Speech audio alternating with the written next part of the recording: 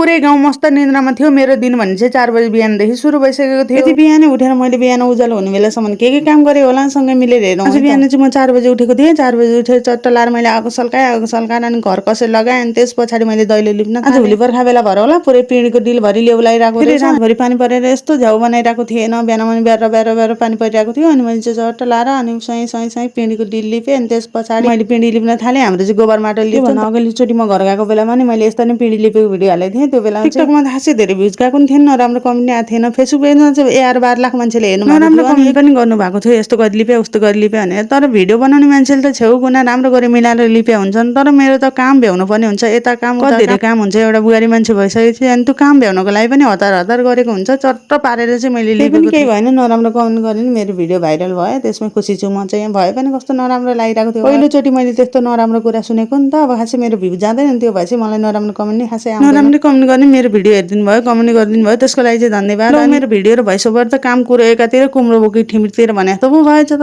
कताको कुरा कता राम अँध्यारोबाट सुरु गरेको मेरो दिन उज्यालो भइसक्यो। घर धन्दा सबै काम भ्याएर धारमा पानी लिन आए साथीहरु।